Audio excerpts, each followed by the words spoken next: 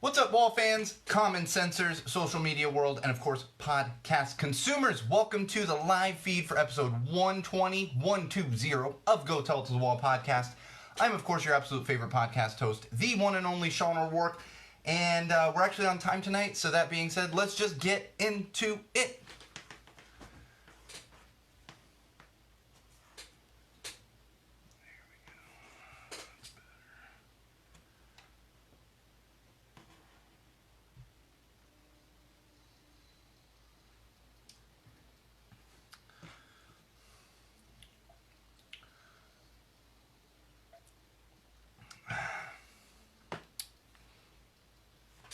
Alright,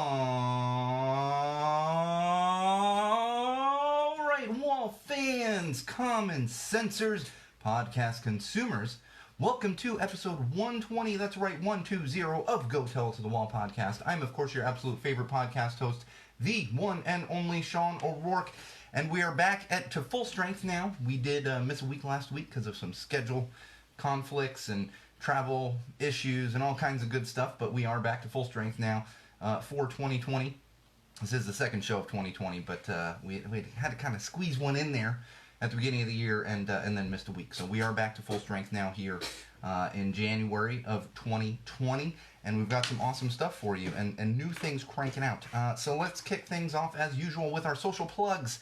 That's right, you can keep up with us during episodes, before episodes, after episodes, whenever you so please, and you can do that in multiple places. One of those would be Twitter. Head on over to Twitter, follow our official Go Tell It to the Wall Twitter account, which is at Tell the Wall Pod. That's right, at Tell the Wall Pod. You can, of course, follow my own personal Twitter account, which is at Magic Muppet. Follow both of those. You're going to get all kinds of nuggets of common sense throughout the week and throughout the month, and I don't know, maybe nothing for a week and then a bunch of stuff for a week. Twitter is one of these weird things. I don't love using it, but we do use it for the podcast, and actually, I get information from Twitter. I'm not much of a contributor to Twitter personally, but it's one of those things you just got to use. And of course, we are currently live on Facebook. Head over to facebook.com/Go Tell It to the Wall. Follow like our page and follow, check back often for updates. That's definitely going to keep you up to date on all new episodes, all new beer reviews, all that good stuff, as well as any schedule things that pop up and everything else. Because we do actually have admins on our Facebook page. Again, facebook.com/Go Tell It to the Wall. Easy to remember. It's Facebook, and it's Go Tell It to the Wall. And you don't even have to put that in. You can just search Go Tell It to the Wall. It's going to be the first thing that pops up on Facebook if you're not into using like the custom URLs or whatever else. And of course, YouTube, very important. We are still on YouTube, cranking along there with all of our videos. Head over to YouTube, search Go Tell It to the Wall. Make sure you subscribe to our page. That's where you're going to find all the beer reviews, all the parenting clips, all the weekly rants get posted up there. As well as the entirety of our live feeds and our teasers for each and every episode of Go Tell It to the Wall. Great stuff up there, so if you're a YouTube user, make sure you are subscribed to our page. You're going to find some great stuff there, and there's new stuff coming. That's where the Mental Health Mondays videos are going to live as well. So again, head over to YouTube, search Go Tell It to the Wall, and subscribe to our channel. And most importantly, would be SeanO'RourkeLive.com. That's right, SeanO'RourkeLive.com. Bookmark that one, check back often. You're going to find stuff on that website that you don't find anywhere else, such as our blog posts, some exclusive photos, videos, and all kinds of good stuff. And you're actually going to find links to all those things I just mentioned. So don't even worry about remembering those things I just mentioned. Just remember SeanO'RourkeLive.com, and you can literally click on the little Twitter logo and the little Facebook logo and the little YouTube logo, all that good stuff. It's right there. Makes it real easy for you. You're also going to find a link to our Patreon campaign. That's right, Patreon. That helps to keep this podcast moving, helps to keep the studio running, helps to keep everything going along and continuing to grow. So please, if you have the means and you see fit to do so, help us out on Patreon. There's all kinds of great perks you can get up there. New perks are being added literally weekly, just getting new stuff up there as we're kind of trucking through everything and sorting everything out. So please, if you have the means and see fit to do so, help us out on Patreon. Every dollar counts, especially if you want to give a lot of dollars, because that helps a lot too. Patreon. And I've been throwing this one out there, but if you're an Instagram user, you can follow my own personal Instagram account, which is SoCalSean. That's right, SoCalSean. I don't think they use the ats, whatever. I'm just not familiar with all these things. We're going to talk about this TikTok stuff tonight, and I don't care how popular that one gets, I'm not getting on it, but I am on Instagram. If you want to find a lot of like band concert photos and kid photos, that would be the place to go. We're still toying with the idea of a Go Tell It to the Wall Instagram account. The problem is, it's studio stuff. We're in the studio all the time, so it's like, what are we gonna do? Studio. Here's Sean in the studio. Oh, here's Sean in the studio with Bridget and Chris. You know, it's like everything's in the studio. I don't know what else to kind of post up there. You know, we do stuff remotely on occasion, but not enough for an Instagram account. So again, you can follow my own personal Instagram account, which is at SoCalSean, or just SoCalSean, whatever you use. SoCalSean. Somehow ended up with that name years ago, and despite the fact that I'm not a huge Instagram user. All right, beer this week. I usually you hear me say I'm excited about the beer this week. I was extremely excited about this one because I've been waiting to get this one on the podcast for a while, and just haven't actually gotten it on there. It's from Elysian Brewing, which I've been a big fan of some of their beers. Their Space Dust IPA, I think it's an IPA. Their Space Dust, whatever that brew is, it's pretty tasty. I enjoy it, but I got to be honest, with this Elysian Brewing Dayglow IPA, I'm not loving it. It's not horrible. I wouldn't pour this out. I wouldn't send it back at a bar or a pub or anything. It's not my favorite. And it's a little misleading because it does have a tiger with lasers shooting out of its eyeballs. And honestly, I don't get that feeling from drinking this beer. Again, it's not bad. It's an IPA. It's definitely a West Coast IPA, but it is not my favorite of the IPAs, even the West Coast styles. And this is, it's very rare that I say that on Go Tell It to the Wall, especially about an IPA, specifically a West Coast IPA. But this is one of those instances where I'm not going to recommend this for a lot of people. If you like a bitter beer, it's got kind of a fruitier front but a bitter back, then maybe this one's for you. Of course, I'm still going to drink it. I'm going to be drinking it throughout the episode. But Elysian Dayglow IPA, definitely not my favorite of the brews, but maybe it's one of yours. This is not one I would give to on-air producer Chris, because he would probably spit it back in my face and say, "What the hell did you just give me?" Because this is, if you're not into hoppy beers, this not for you. Avoid the Elysian Dayglow IPA. I've been kind of excited about it. It's a cool can design. I mean, it's very hipster, lasers coming out of tiger's eyes. But I've been excited about this for months because it's been around for a while. I literally see this at 7-Eleven, but I'm not as excited about it now that I've actually tried it, because it's not my favorite of the West Coast IPAs I've had over the course of my life. So take with that what you will. Still gonna drink it. It's an IPA. It's beer. It's tasty. Keeps me talking at the wall here, so it's very important from that perspective. All right. Excuse me. I shouldn't be doing that in the microphone. Again, my kid is sick at home. Like, she's caught another cold somehow. My kid's not even around a bunch of kids all the time. Caught a cold somehow, and I'm already feeling it coming for myself. It's literally, like, I get like 2 days of not, and I'm not talking about like debilitatingly sick where I'm laid out on the couch or in bed or anything, but I get like 2 days of like, oh, I feel pretty good, and then next cold comes right along there. It's kind of ridiculous how that works. It's just part of having kids. And my kid's not even in school.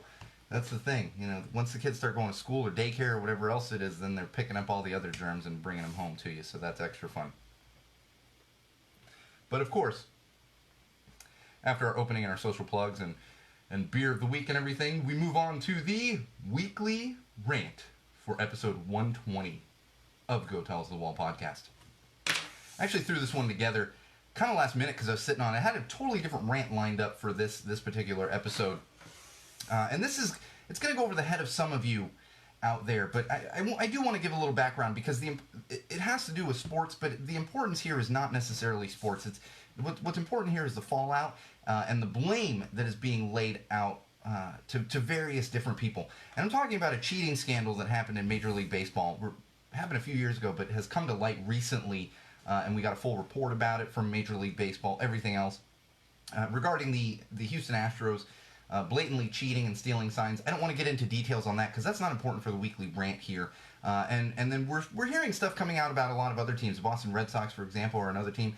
And as much as people don't want to hear it, there's actually many other teams that have been brought to light based on previous experiences players have had with those organizations. So this is nowhere near done. But that's not what I'm going to rant about. I'm not going to sit here and rant about the integrity of the game and all this other stuff, Because here's the thing. When it comes to professional sports is entertainment. That's what it is. I realize they are athletes, and a lot of these athletes out there, they are fighting to make a living. They're trying to make a team, whatever it might be. They're fighting to make a living, but at the end of the day, it's entertainment. It is the same thing as pulling up a YouTube video and watching a YouTube video of someone that you enjoy. It's the same thing as going to a concert. It's the same thing as going to Comic-Con. It's entertainment, and that's what it is. Now, to some people, that entertainment means a little bit more, has a little bit deeper meaning, in the same way that those other things do. People that go to concerts, they've been following a band for 20 years, 25 years. I have bands like that. I'm the old guy at a lot of these concerts now. Going to Comic-Con because you've been reading comics since you were a kid. Well, for a lot of people, sports and specific teams reminds them of childhood. Maybe you watch sports with your mom or your dad or your entire family growing up, and that's where your fanhood comes from. That's where mine comes from. That's why I'm a Boston fan. That's why I'm a Bruins fan. That's why I'm a Red Sox fan. That's why I'm a Patriots fan. I'm also not a Celtics fan, for those of you familiar with the Boston sports scene, because my father was not a Celtics fan. We didn't watch basketball growing up. But for me, my fanhood comes from that, remembering what it was like to enjoy those things as a kid, and then now sharing them with my young daughter. My young daughter, she doesn't love baseball. She likes watching a little football. She loves hockey. Thank God, because that is the number one sport in my house growing up. It's the number one sport in the O'Rourke household now.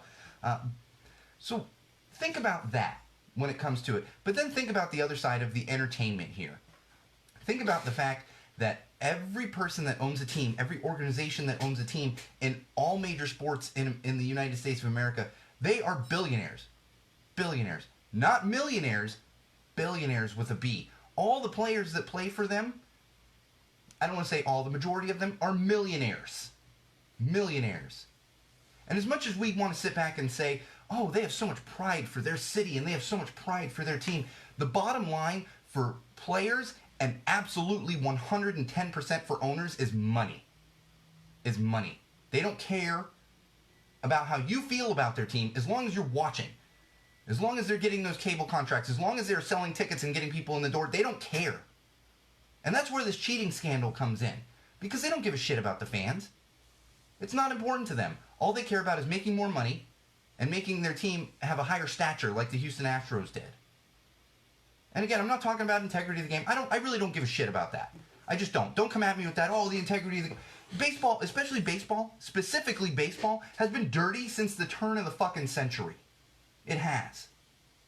Go do some research on Babe Ruth. Go do some research on the 1919 White Sox. 1919, 100 years ago. It's been dirty forever. Am I defending it? Hell no. But if you're going to sit there high and mighty and say, the integrity of the game and all this other stuff, then you need to look back at the entire history and wonder what you've been watching for your entire life, what you've been cheering for your entire life. But even that's not the most important thing I want to talk about here. That is by no means the most important thing I want to talk about here. The most important thing I want to talk about is we have athletes, baseball players, who are coming out on social media and they're talking about this and how upset they are and all this other stuff. Well, here's the thing. You can go cry into your millions of dollars, these professional baseball players, because nothing's going to happen to the players that actually cheated. Nothing outside of what has happened is going to happen to the organizations that actually cheated. Nothing. You know what's going to happen is the backlash comes back on to the fans. I live in Los Angeles. Have you heard some of the sports stories that come out of Los Angeles? And I'm not talking about, the Dodgers are a good baseball team. The Lakers have won a bunch of championships. The Rams went to the Super Bowl. That's not the stuff I'm talking about. I'm talking about people getting the shit beat out of them at Dodger Stadium because they're wearing the wrong hat. And that was before this kind of cheating scandal where we have Dodgers fans who are sitting there saying, we won the World Series. And that's fine. Again, if you want to say that, that's fine. But don't bring the wrath down, because the wrath that you're bringing and that you're stoking and that flame that you're stoking isn't coming down on those players. They're sitting in their mansions with their millions of dollars. They're going to go play baseball next season, and they don't give a shit either. They don't. They're making their money. They made their money from the World Series. None of them care. And nothing's going to happen to any of them regarding their way of life. However, all these flames being stoked, the Los Angeles City Council saying that World Series should be awarded to the Dodgers. You know what's going to come of that? Because the World Series aren't going to be awarded to the Dodgers. Nothing's going to change beyond what has happened to the Houston Astros. What is going to happen is some poor 21-year-old who is from Houston and grew up watching the Houston Astros their entire lives. In fact, let's talk about someone in their 40s who was a Houston Astros fan, who has literally been a fan of the Astros before some of those players played for the fucking team. Literally. What's going to happen to them? They're going to go walking down the wrong street. Someone's going to see that Houston Astros hat, and they're going to say, hey, it's your fault that the Dodgers didn't win the World Series. And that person wearing a Houston Astros hat is going to get the shit beat out of them. That's what's going to happen. It's exactly what's going to happen. And anyone who tells me differently, go to hell. Because you know that's what's going to happen. I'm not saying it's going to happen everywhere, but you know that's going to happen. Because it's happened before. And this was before the Flames were being stoked and everyone got so upset and we had players coming out and saying this is terrible and the integrity of the game and all this other stuff. Calm it down. Because at the end of the day, the people that are going to get that wrath are the fans of these teams that are being blamed. And being blamed with hypocrisy. Because my favorite is, and here's the thing, fans out there, Los Angeles Dodgers have been busted for cheating. Maybe not to the extent of the Houston Astros, but they've literally been busted for cheating. In a similar fashion. Using technology. It's happened. They've been busted. As have many other teams. So don't sit all high and mighty. Am I really going to do this Bible verse again? Really? This Bible quote? Don't look at the splinter in someone else's eye without looking at the plank in your own eye. Straight out the Bible. 13 years Catholic school, man. So there's like 3 verses I remember. That's the bottom line with it. So calm down. Because at the end of the day, it's entertainment. That's all it is. It's an entertainment product. Put out there by billionaires paying millionaires to go play a fucking game. That's all it is. Calm down. Because we're going to move past this. And as much as I appreciate, and maybe I will yell at the TV on occasion, what the hell, when I'm watching one of my teams, at the end of the day, it doesn't matter.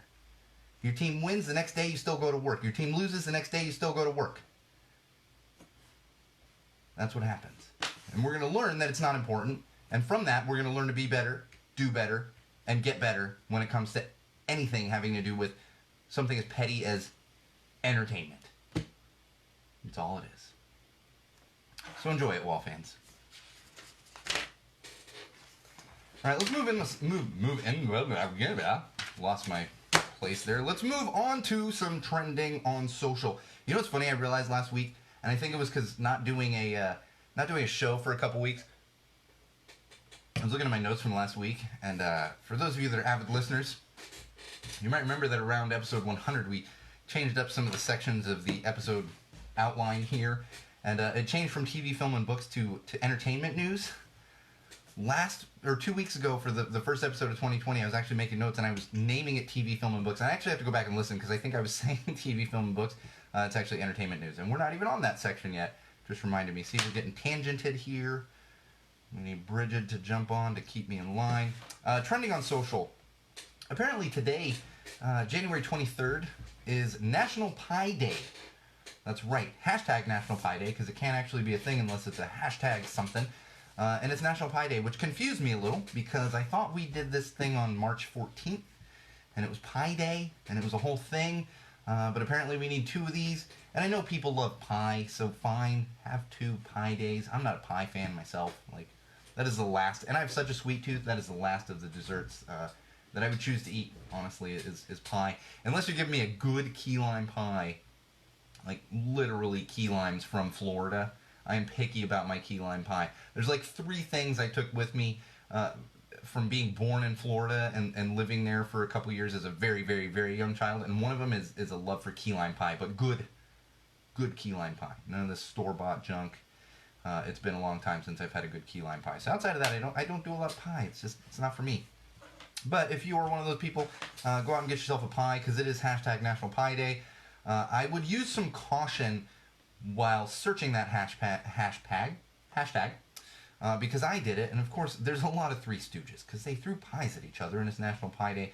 However, I did have a tweet come up that said something about when you don't have enough whipped cream for the pie, and Twitter actually censored that one for me. I didn't click on it. I have a feeling that one was a little nasty, so just be aware as you're searching hashtag National Pie Day that you might come across some other stuff.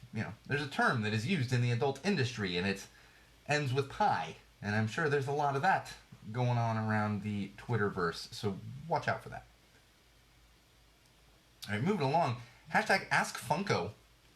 This one's trending right now, and I have a feeling it's going to continue trending for a while. For those of you familiar with Funko, I've had them on. Here's my Elliot Funko. This is my absolute favorite Funko. I don't know if we still call him Elliot. I mean, he is Elliot, but it's... Oh, man. Sorry, guys. He's Elliot. Catch up on Mr. Robot, people. The show's over now. I think I've moved past the cooling down period here. So I'm not going to get into details, but I might have just spoiled a little bit something for people. Or not. It depends how you look at it. But hashtag AskFunko.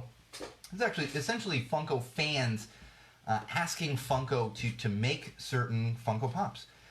Which I'm really down with this. Although I was scrolling through and it looks like... I don't know that Funko is replying to a lot of these. But it's kind of cool because Funko has just kind of taken over the world Funko Pop.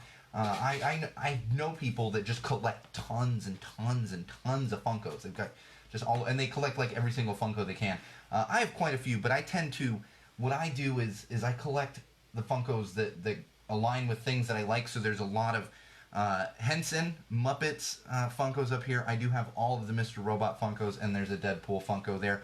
And of course my Mark Hoppus Funko. But it's essentially, if I see a Funko for something that I really enjoy, then that's something I get. But I'm not out like, oh, I gotta have this Funko because it's limited edition. No, it's like, oh, there's a Deadpool Funko. Oh, there's a new, like I have the Jim Henson Funko, which is great, as an example, but not buying a ton of them. However, if you're into it, check out this hashtag AskFunko.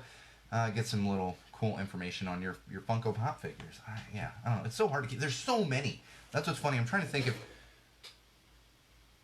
Yeah, like I got the last of the Mr. Robot set for Christmas, and it's like, I'm looking at it now, 482, and there's been so, and that, it's broken down by category, so that's like the television show 482, like the 482nd Funko Pop from television series. So then you have music, and you have film, and all this other stuff. I mean, it's crazy how many, yeah, I've got a Fraggle Rock Funko up there that's 520.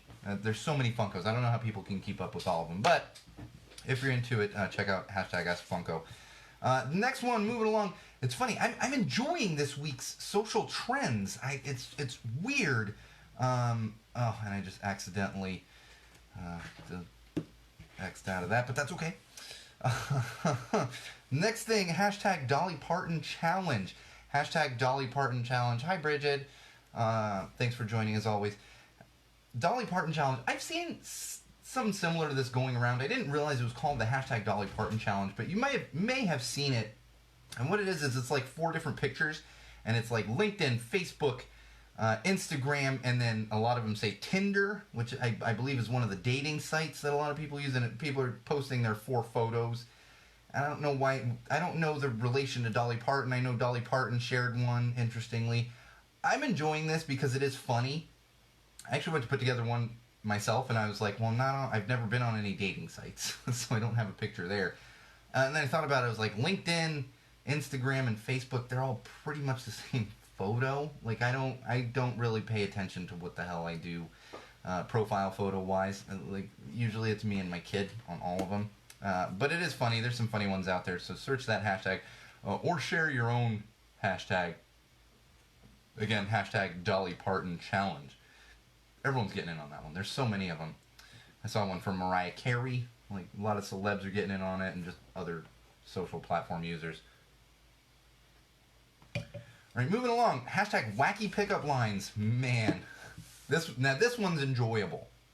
And in fact, I'm going to get a little, like, this one's not bad, but it's a little crude, but I did enjoy this one. Under hashtag Wacky Pickup Lines, someone shared, and this is, no, I'm not even using your Twitter handle. If your Twitter handle is Rico Suave, like, you need to rethink your life choices. The scary thing is this guy is Rico Suave 60, so I'm wondering if there's at least 60 people running around with the handle Rico Suave. Like, no, it's not even ironic at this point, just stop. But this guy did enjoy, and it's a little crude, vulgar. Hashtag Wacky Pickup Lines, you must be Pillsbury Crescents, because I want to bang you on the counter. I'm sorry, but I did enjoy that one. The one I've always enjoyed, and personally, I was never a pickup line person. I never was, unless it was like jokingly pickup line. But I did always enjoy the pickup line. How much does a polar bear weigh? And they say, I don't know. And you say, well, enough to break the ice. And see, it's not crude, and it's more funny, and you're really just trying to break the ice. I can't say that I've ever actually, well, I've said it, but I can't say that I've ever actually used it as like a pickup line. But I've always enjoyed that one too. There's a lot of these, so definitely search hashtag wacky pickup lines just for the entertainment value. There's a lot of good ones out there. I realize the Pillsbury one is crude, but it's just so funny because you think about banging the crescent roll packaging on the counter or the cinnamon rolls, like, and it's just one of those, everyone knows, like, try to make cinnamon rolls, just banging the frickin' thing on the counter. Like, see, I'm more amused because I can relate to banging this, not like having sex on the counter. I just more relate to trying to make some damn cinnamon rolls and I can't get them out of the Pillsbury can. Anyway, moving along. Hashtag I hate when people ask. Hashtag I hate when people ask.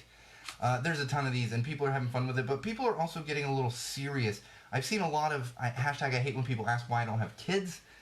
This is an inappropriate question to ask people. I think if you're really close to somebody and they, and they got married and you say, hey, you guys plan on having kids, that's about as far as you take it. It's none of your damn business. If someone brings it up, that's fine, but it's none of your damn business. And there's a lot of people, I hate when people ask me to smile more. And this one, which actually hits home for me, and I would be posting something similar if I did these kind of things. And that's from Michael on Twitter. Hashtag I hate when people ask me about my anxiety and their advice is to calm down. I've said it before on the podcast, and I'll say it again. The worst thing you can say to somebody that has a mental illness or has anxiety or depression, especially if they're in a panic attack, because you're just shoving them further down that hole, is calm down. Never, ever, ever say that to somebody that's having an episode. Ever. You really shouldn't say it to anybody. I say it to my kid at times, but it's more like she's jumping around the dining room and I have to be like, all right, Zoe, calm down. But you don't say that to adults. Just do better. It's a hashtag I hate when people ask. This one I also enjoyed. I enjoyed the hashtags this week. Usually I'm like, no, this is terrible, but we're going to talk about it. And I'm like, no, I'm laughing. They're funny. Hashtag questions cats would ask. I saw one earlier. Hashtag questions cats would ask. None, because cats demand, and this is 100% true.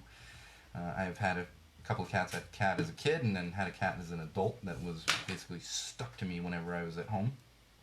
So again, hashtag questions cats would ask. And where was the one? There was one. I'm not going to look at these specifically. Oh no, there it is. And hashtag questions cats would ask, have you seen my butthole lately? If you've ever owned a cat, you know that you get a lot of views of their butthole, unfortunately, and that's just part of owning a cat. Yeah.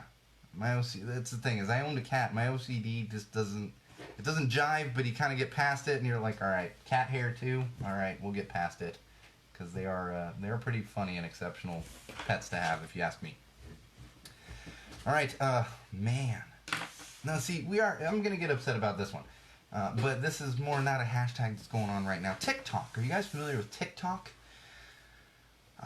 Cool, because I am not. I see these videos pop up, and it seems to me that TikTok is basically Vine. Like, Vine died, and then TikTok came around and took off, where Vine just couldn't quite take off, and it's basically people sharing short videos or whatever on this social platform called TikTok. Well, we got some news coming out of this past New Year's Eve from a gentleman in New York who pointed out that his post had been removed from TikTok. He posted a video of him and his partner kissing at midnight on New Year's Eve, him and his same-sex partner. TikTok removed it and informed him that it was in violation of their whatever terms, whatever the hell you call the, rules. Their rules. It's so stupid. Like Twitter. You can't harass people, but we got the Orange Menace on there harassing people on a daily basis. It's like, okay, guys, double standard much? And here at TikTok, definitely double standard. They clearly have a problem with homophobia. But I did want to share this quote with you from the gentleman who shared this. And this is why things like this are so important. And this is, and I quote, and he said, here we go. And I quote, and this is a long one, but I think it's important. After being out of the closet for 24 years, I knew I needed to take action for myself and the entire LGBTQ community. In a world where bullying is rampant, the relatively new platform that already reaches 60 million active monthly users in the U.S. must support the equal and fair treatment of LGBTQ users and all diverse communities. This is the part that hits me, and I quote, most importantly, think about a teenager going through the same experience of having their video removed because they simply kissed their same-sex partner. Imagine how devastating it would feel when a popular social network tells them it's not okay to be who they are. Many would be too afraid to speak up and would not know how to respond to this type of discrimination. End quote. That is the part that really hits home to me. The example that we're setting for our children, for young people in this country, and TikTok, you're not doing a good job. I would like to see a statement from them come out, and I would like to see them fix this and make up for it in a big way, because it's absolutely horrifying. Horrifying. And I've seen the video. We're not even talking about two guys making out. Because personally, for me, I don't want to see two guys making out. I don't want to see a guy and a girl making out. I don't want to see two women making out. Like, it's not something I enjoy watching, you know? I like making out with my wife. I don't enjoy watching people make out. I don't care what sex you are. But it was a midnight kiss with his partner. We can do better than this. And TikTok, you're way behind the 8 ball on this. So do better, and we're going to talk a little more TikTok shortly here. Now, moving on to something that's also infuriating, but luckily getting the right kind of publicity and awareness around it. There was a viral post that went out regarding handicap parking spots. I'm not going to give you the exact quote from it, but basically it was a picture of a child who was trying to get into the family car. They had the ramp down. It's obviously an accessible minivan they had. And there's what looks like a Tesla parked halfway into the lined section that is you see next to a lot of handicap spots. And if you're that ignorant and you don't realize, like, even in this day and age, now I'm not talking to young kids that wouldn't know this. Young kids shouldn't be listening to my show anyway. If you don't realize that those lines are there to leave space for people that need the space that are parking in a handicap spot, then nothing's going to get through to you. But if you're not aware of that, that's what they're there for. So the poor kids and adults who literally need a ramp to get into a vehicle to go places can actually do that. Fortunately, this post is going viral, and people are pointing out how important it is to not park in these spots. And then people are, of course, sharing their photos of people blocking these spots. And these are the kind of things that I love to see on social media, because we're having creating a positive change from stuff like this. People are going to become more aware. Again, if you're not aware of that and you're just that dickhead that parks in the line spot because you're more important than everyone else and you feel entitled to park closer to the fucking grocery store because you got to go get your fucking sushi or kale or whatever the hell hipsters eat these days, then I don't know what else to tell you. But it is illegal, and you're possibly keeping someone from literally getting into their vehicle. So let's do better on that too. People are so self-involved these days. It's the same thing. I almost got into a serious car accident a couple days ago. I'm driving home, and this woman rolls through a stop sign, not even looking, and I didn't even have a stop sign. It's not like I'm at a stop sign and I'm stopped and I'm like, oh no, it's not your turn. No stop sign. She comes rolling out at me. I got to slam on my brakes. My kid's in the back, and then she just continues going through the intersection as I'm leaning on my horn, and then waves at me like, well, I'm sorry. Would you be sorry if I plowed into you and my kid had to go to the hospital? Damn right you would, but the sorry wouldn't do any good at that point. People are just so entitled. It's amazing to me how entitled people are these days, and not realizing that there are other people around them in the world. You know? Plus, what if I get in that car accident and then you guys don't have me in here and talking to a wall every Thursday night? Then what would you do? You'd gain an hour of your week back. That's what you'd do. All right, let's move along here. Oh boy, what the heck? No, I'm losing my place here. I'm all over the place. People parking in handicap spots just gets me fired up. Entertainment news. Jay and Silent Bob reboot. That's right, the Jay and Silent Bob reboot. I think they're still touring a little bit. Kevin Smith and Jason Mewes there. And let's go ahead and put Jay up on he should have been up here To begin with, we've got not a Funko Pop. This predates Funko Pops. This is an in-action figure from the View Askew universe, and it's Jay. It's Jay from Jay and Silent Bob. The Jay and Silent Bob reboot is now available on DVD, Blu-ray, and digital. It is now available. Just came out this week on Tuesday. So if you haven't gotten your hands on it and you're a Kevin Smith fan, make sure you pick one of those up. I have not gotten it yet. I'm going to hop on Amazon tonight and order the Blu-ray combo pack, so I also have it on digital. It's only like $15. So definitely make sure you're supporting Kevin Smith if you're a Kevin Smith fan. I am a Kevin Smith fan.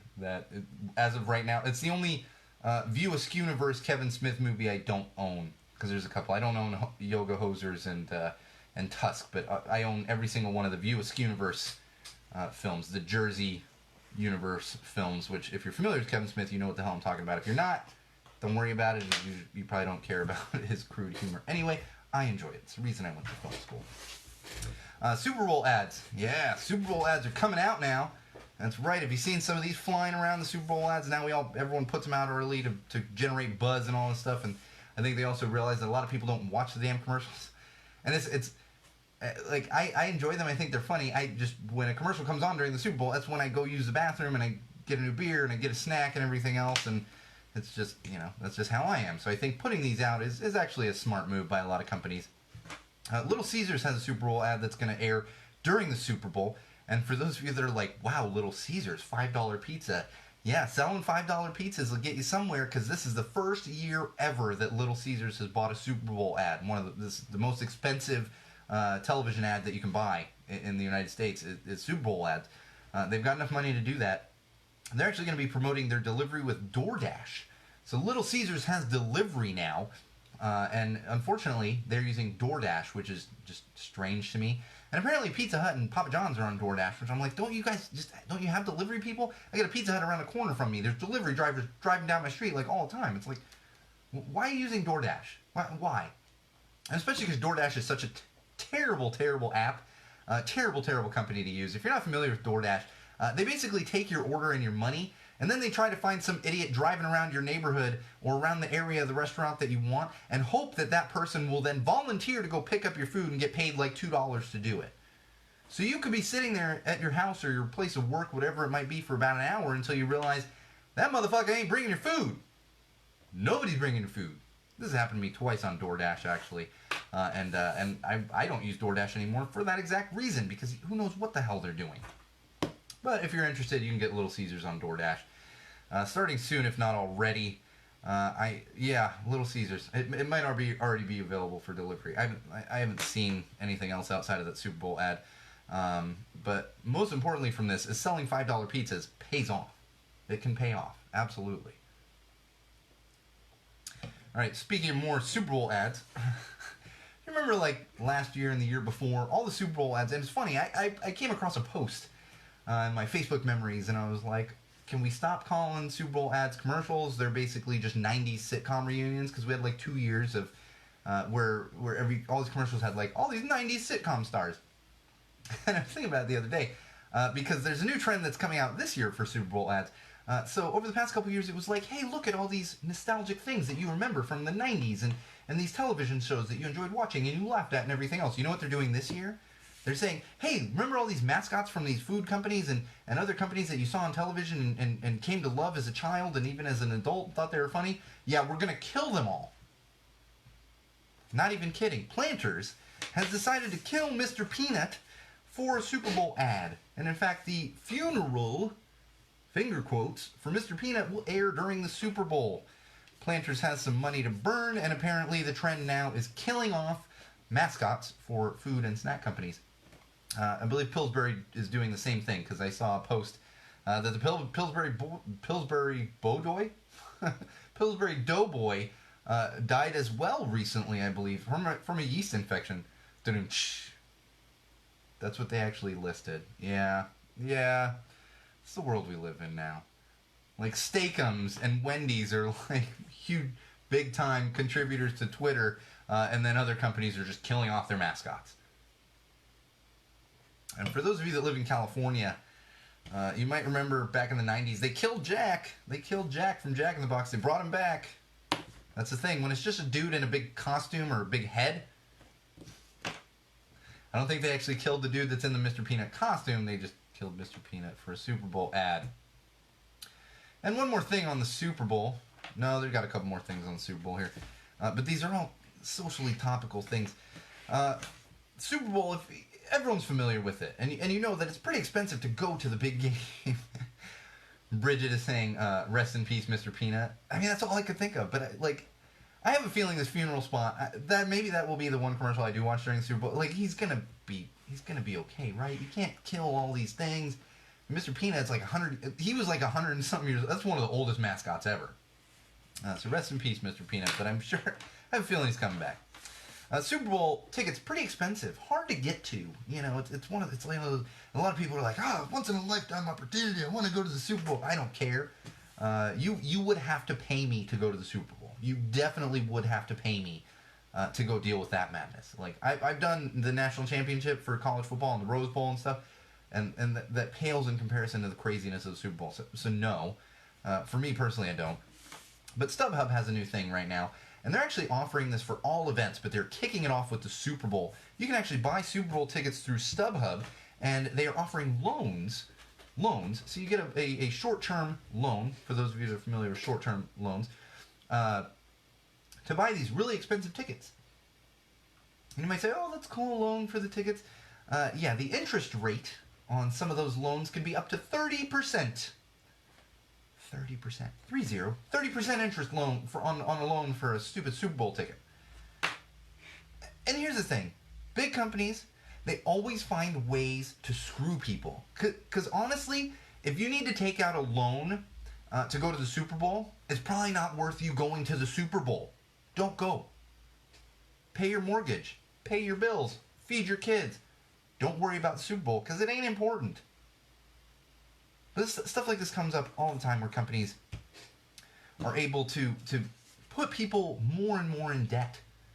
That's why we had the real estate crisis years ago, where that bubble burst. There was a company here in Southern California, I don't think they're still around, called Rent-A-Wheel, where you could go and you could rent wheels and rims to put on your car. Because yes, you need to take out a loan for some rims, but you gotta look cool doing it and put those things on your car. It's the same thing here. 30%, putting people in debt. It's unbelievable to me. And there's no game that important. There's no concert that important. And you're talking to me, I shelled out a bunch of money to go to Hell Omega Tour in July. It was about $450 for my wife and I's ticket. Just for our 2 tickets. Don't even get me started on how much I shelled out. Bought 8 tickets. And shelled out a lot of money. But my wife and mine and my sister's ticket were very expensive. So that was the big hit there. But I wouldn't take out a loan for that. It's not that important. And I love me some live concerts.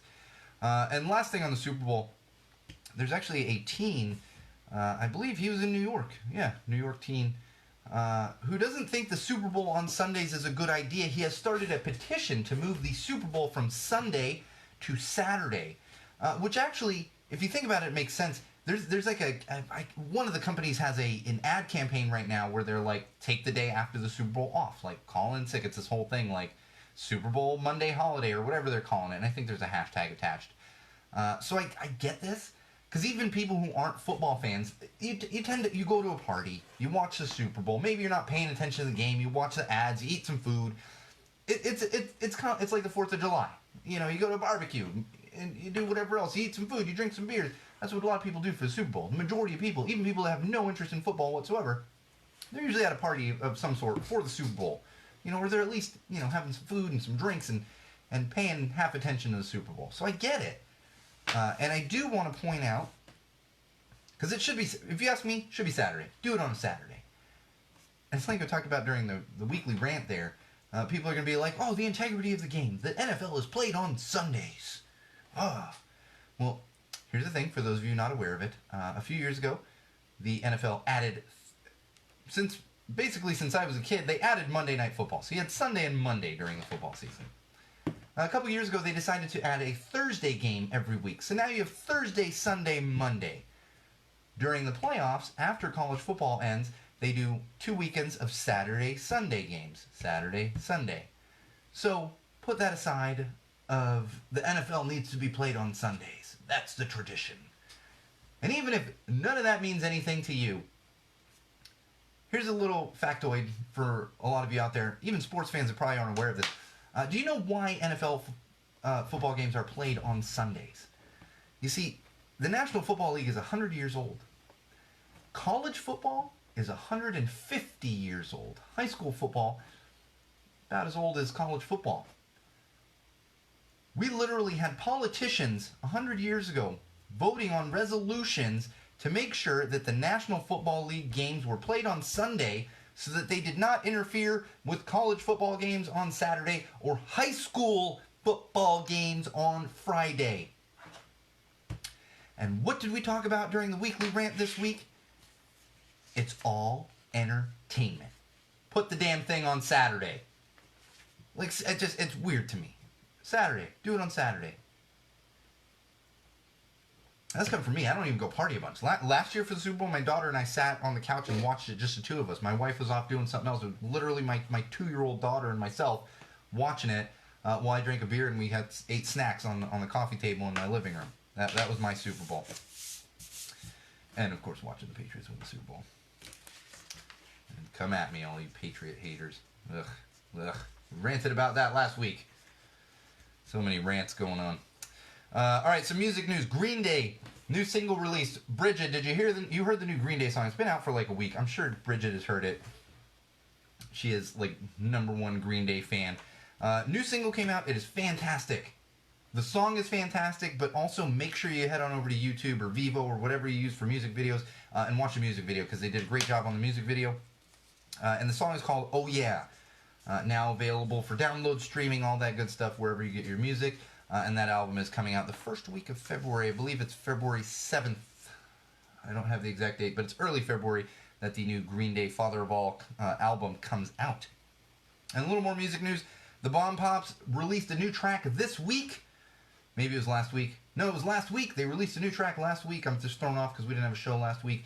So check out their new single, Notre Dame. It's fantastic. I don't want to spoil the music video, but also check out that music video. They did a great job with the music video. And it's a tribute to a certain film. So I'm not going to spoil that, but make sure you check it out. Great track, great music video. And their new album, Death in Venice Beach, we have an official release date for, which is March 13th. March 13th. I'm sure there will also be a album release party. I'm 100% certain there will be, because when I talked to both Jen and Josh in November at their show down in Garden Grove, the both of them mentioned that there would be an album release party. I'll probably confirm that in a week, because I will be seeing Jen and Polly do some acoustic tracks here at the Offbeat right down the street in Highland Park. But I love me some Bomb Pops, so check them out and make sure you're supporting that band. Make sure you purchase that album March 13th when it comes out. Let's see where we're at here. You know what? I'm going to save this parent. This is 2 weeks in a row. But it's really comical, so I'm just going to save that. All right, I want to talk a little bit about mental health here. I actually had this keyed up for part of the mental health last week, but we had so much to get through with mental health and so much other stuff that I did not get to it. And it's fairly simple. I don't have a lot to say about it, but I think it is something that needs to be talked about. And it's not...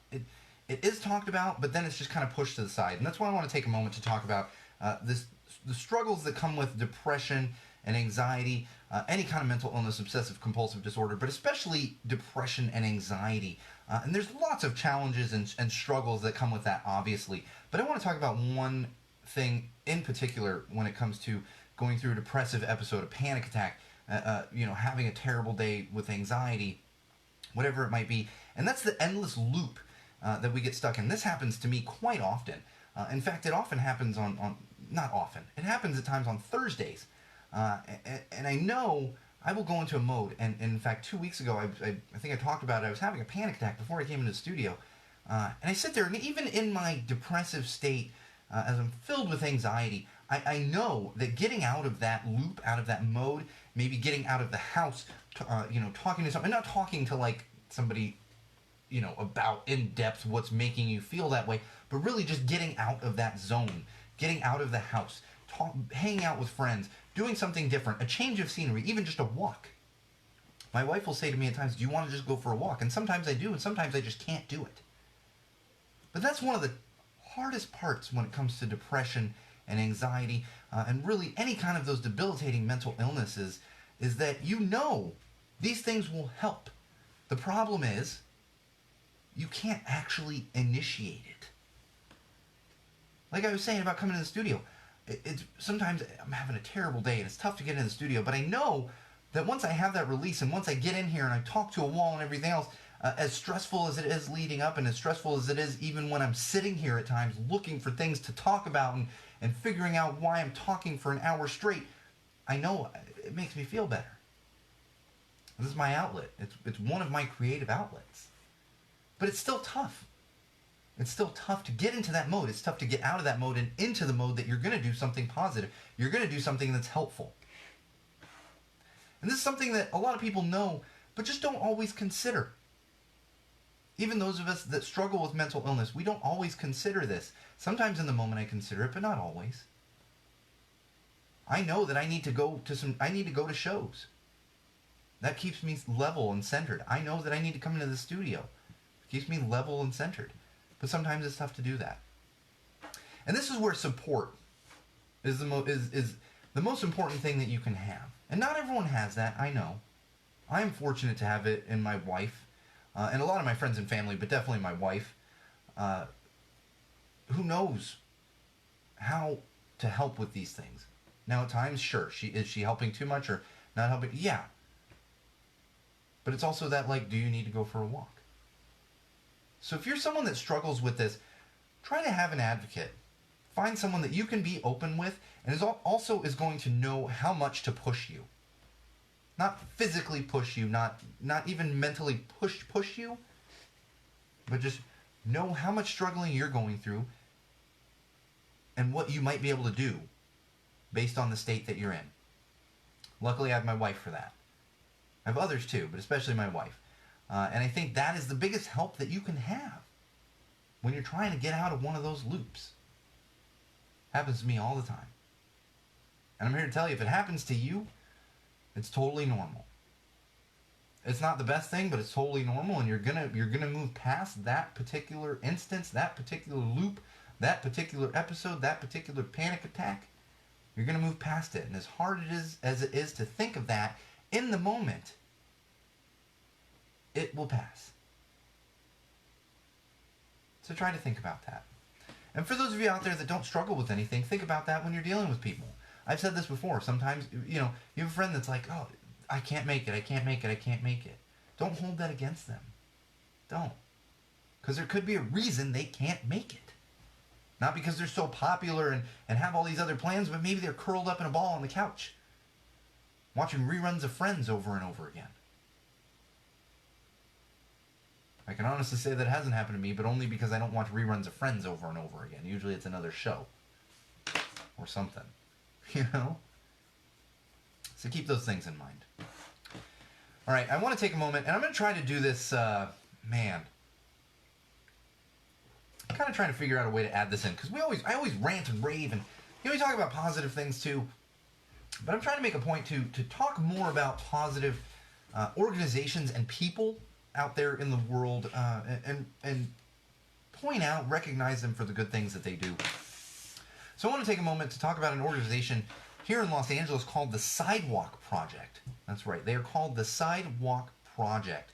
And this is a non-profit organization, not run by social workers or anything. I mean, I'm sure there's some social workers that do get involved at times, but not run by social workers, run by artists who donate their time to help out the homeless here in Los Angeles, and actually beyond Los Angeles. They've gone out to Arizona, they've gone out to Las Vegas as well, and really greater Los Angeles area, because I know they've been out in Lancaster and other areas close to Los Angeles, maybe not LA proper, but close to Los Angeles. So they do branch out beyond that, and really helping the homeless in any way they can, being advocates for the homeless. I believe I talked about the Tam Pops project back in November. The Bomb Pops are heavily involved with the Sidewalk Project, and Tam Pops was one thing that they helped out with to collect tampons and feminine hygiene products at one of their shows that were then being brought by Sidewalk Project out to homeless women around Los Angeles. That's the thing, I think I might have even said this when I talked about it before. I don't know what it's like to have to deal with menstrual issues or anything, and I never will because I'm a male. But I do know that it's tough. I am married. I know it's not fun for my wife, and I can't imagine sleeping in a tent and being on the street and having to deal with things like that. So those are the kind of things they're doing. And I do want to share. I want to share their boilerplate with you. Because if it's something you're interested in getting involved with, please do. It's all volunteers. They're just trying to help people that are less fortunate than most of us out there. And I want to share this with you. This is basically their boilerplate. They're the Sidewalk Project. No Barriers is kind of the name, but the Sidewalk Project, very heavily punk rock influenced, which is what brought me to them. In the first place was seeing them at all these events. I know someone that I run to a lot of shows named Riley, and she's heavily involved with the Sidewalk Project, so that really got it on my radar, and that's the reason I am now trying to get as involved as I can. But this is their boilerplate. Not a crime or illness. Homelessness is not a crime or an illness, but it is often treated as both. It is simply a circumstance to be without a traditional home. That said, there's nothing safe or secure about living on the street, which this is true. What we're doing is simple. There are no easy answers, but we believe in the strength and resilience of the human heart. Art, music, compassion, connection. We are a project-based arts organization that exists to create community and wellness for those who live outdoors. We are not trained social workers or therapists. We're a bunch of artists who believe embracing the beauty of life is the way to enrich experience despite circumstances. And they do stuff like going out and being advocates for the homeless, bringing them clothes, feminine hygiene products. They will also literally go out and cook meals on the street to share with people who do not have homes. And I think this is a fantastic organization. I encourage all of you to either donate financially, donate your time. They are a 501. I'm so bad with this. 501(c). They have the nonprofit designation, so anything you donate will be tax deductible. So you're not only helping others, but you get a little tax deduction out of it to boot. So please check out the Sidewalk Project. All right, let's get into some tech news. Oh boy, I'm just gonna kind of breeze through all this junk because we're running short on time. Every week I stress about getting content and stuff, and then I'm like, oh wait, I have it all. And then I'm like, oh no, I could do 2 hours of this crap, but we only have an hour. So we're going to get on to some tech news here. TikTok. Yeah, that homophobic company we were just talking about, they moved into a huge space here in Los Angeles, 5-story office, sprawling campus here in Los Angeles, because people really love weird little video things.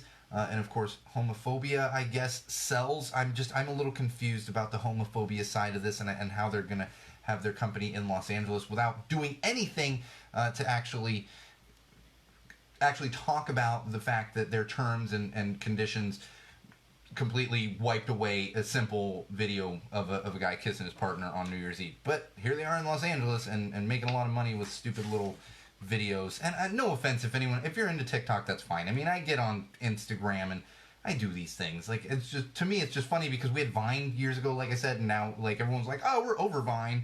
Hey, Chris, we're over Vine, but TikTok, oh, this is great. And it's like, it's so weird to me, like, the differences. It's very weird to me. All right, a little more tech news. Comcast is raising their rates. That's right, Comcast. So if you're a Comcast subscriber, your rates are probably going up soon here within the next month or so of the new year. They literally announced the price hikes for their cable customers. This is cable customers, so cable television. It doesn't sound like there's going to be any price increases if you have Comcast internet, but there will be increases for television. And the thing is, they're still losing TV customers like crazy, the cord cutters. We don't have cable in my house. No, I don't have cable television. I've got internet. Don't even get me started on Spectrum Internet. I had cable tech here for 2.5 hours last week. Still, the internet was not fixed. It's ridiculous. I highly recommend a mesh system, and if you have the capability, a better company than Spectrum, because good lord. But don't feel bad for Comcast, because they're going to launch Peacock here in a few months, and they're going to, like, they're losing cord cutters, but they're also getting in the streaming game.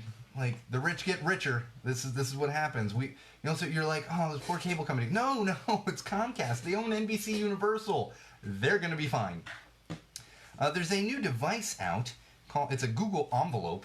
It's from Google. I don't know if it's officially called the envelope, but people are calling it the envelope. And it's apparently a device that can go over your phone. So you put your phone in it, and it's more than just like a paper. I'm holding my notebook as if it's an envelope. It's more than just a paper envelope. It's a little thing you slip your phone in. And I'm seeing a picture here. And basically it takes your smartphone and it turns it just into a regular phone. So that all you can do is dial numbers and talk to people. Like dial numbers and talk to people. Really strange. And I say really strange because I get it. I do. But here's the thing. Just have some self-control. Do you really need to buy another device? And as I was thinking this through earlier, I was like, well, maybe for kids, and it's like, no, just get a kid a normal phone. They don't need a smartphone and then put the thing. No.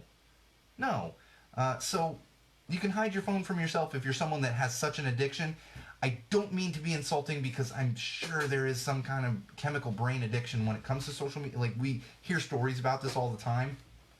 So I don't mean it insultingly. It's just hard for me to wrap my head around because I don't need to. I can put down my phone. I can't tell you how many times I leave the house, and like if I'm with my wife. If I'm not with my wife, then it's like, okay, I need my phone. But I've left the house with my wife, and I'm like, oh, I forgot my phone. She's like, oh, do you want? And I'm like, no, I don't need it. You have your phone? Cool. If my parents need to get in touch with us, we're fine. I need 5 people to be able to get in touch with me 24 hours a day, and if I'm with my wife and my daughter, that leaves like 2 or 3 people. That outside of that, it's like, well, no, you can wait 10 minutes, and I will. Or an hour or 2 until I get back to my phone. We all did this as kids. Unless you're like 18, we all did this at some point in our life. Well, maybe, I don't know. I guess you can be in your 20s now. Jesus, I'm old. I guess you can be in your 20s and you didn't, and maybe you didn't have a phone. But, if you're over 30, you remember a day when phones were just in the house. You just had them in the house. And that was normal.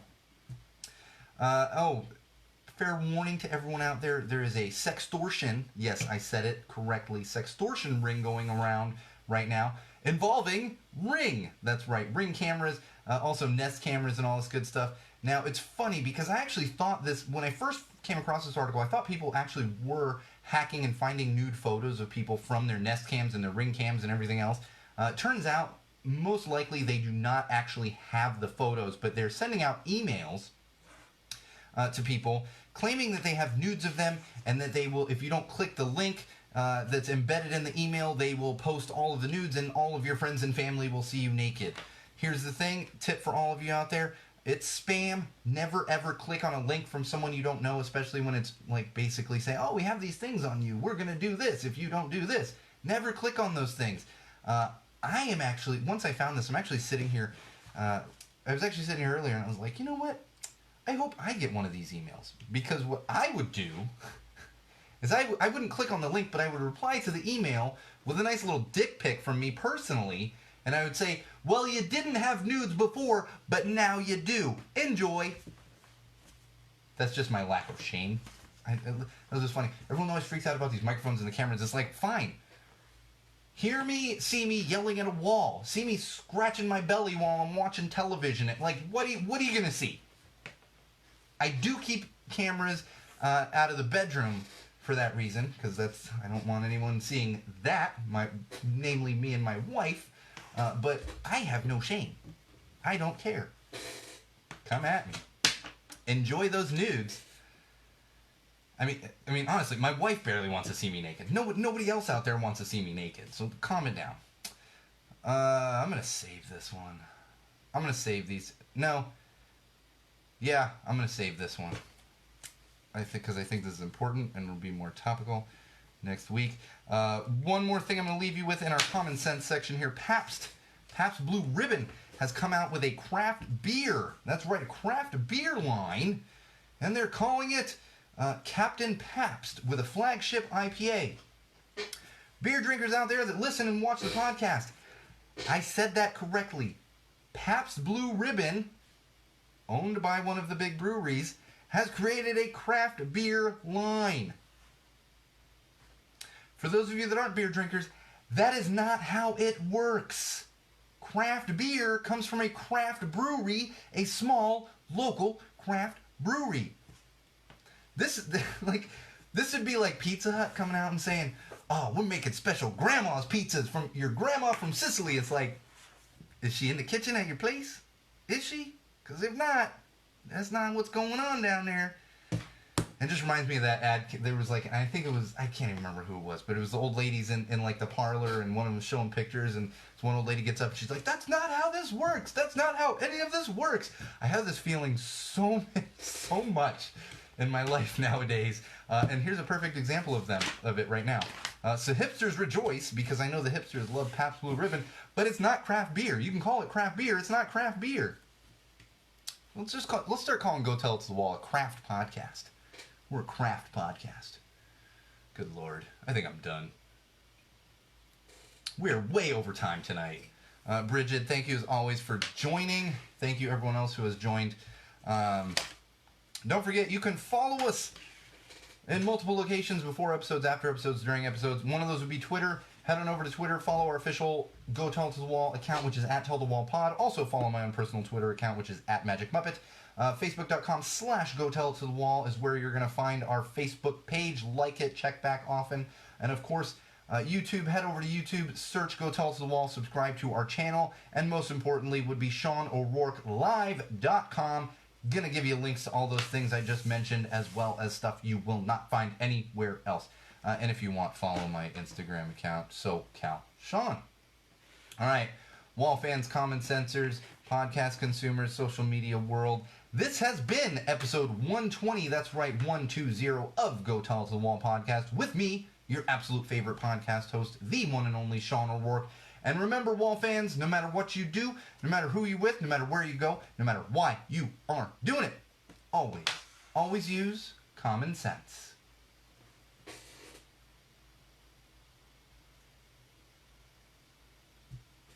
Couldn't find my cursor there. Bridget, thank you as always for joining. I was definitely all over the place. There's so much. We keep missing these weeks. Like, if I get a week in between, I stress and I'm like, we don't have enough stuff. I could have done 2 hours tonight. Like, I'm never gonna do that. I know a couple podcasts. I have friends that do pods that are like, and it's like, I can't do this, especially solo. I think if I had someone else in here, because I know Celebration and maybe Star Spangled Episode, like those were closer to 2 hours. I can't do 2 hours by myself. I know it seems like it's easy for me to talk, but after this, like once I get out of the studio, I'm like, I need to take a break. So thank you everyone for joining, everyone that came in and out of the live feed. And of course, big thank you as always to Bridget. We will be back next week, same wall place, same wall time. And remember, Wall fans, common sensor, social media world, if you've got any complaints, go tell them to a wall.